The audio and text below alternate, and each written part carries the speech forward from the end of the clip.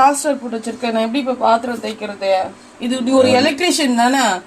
உனக்கு இதுவா இல்ல ஊருக்கெல்லாம் எலக்ட்ரீஷியன் பிளம்பிங் வேலை செய்யற, வீட்டுல செய்யறதுக்குலாம் அது பிளாஸ்டர் போட்டு வச்சிருக்க. அதுக்காக பிளாஸ்டர் போட்டிருக்கேன். உனக்கு போட்டா எப்படி இருக்குன்னு கொஞ்சம் யோசிச்சு பார். உனக்கும் போட்டு விட்டுருவோம் அதே மாதிரி. அதுக்கு தில்லு இருக்கு, அது வாய் இல்ல, அது கேட்காது போடுவேன்.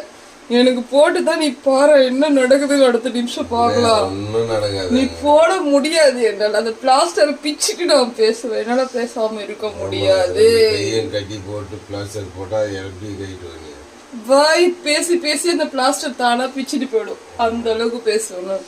பாத்தீங்களா, இதெல்லாம் ஒரு எலக்ட்ரீஷியன் பிளம்பிங் வேலை பாக்குது. வீட்டுல குழா தண்ணி சொட்ட ஆரம்பிச்சு ஒரு வாரம் கிட்ட ஆக போகுது. இன்னும் அதை வந்துட்டு இது பண்ணாம இருக்குது. இந்த பக்கம் சுவிட்ச் போர்டு உள்ள போய் ஒரு வாரம் ஆகுது. அதையும் நீ சரி பண்ணல. கேட்டா அங்கெல்லாம் காசு கொடுப்பாங்க, நீ காசு கொடுக்குறியா செய்யறதுக்கு. இந்த மாதிரி எலக்ட்ரிஷியன் பிளம்பர் ஒர்க் பண்றவங்க தேவையா? அப்படியேப்பட்டவங்க தேவை.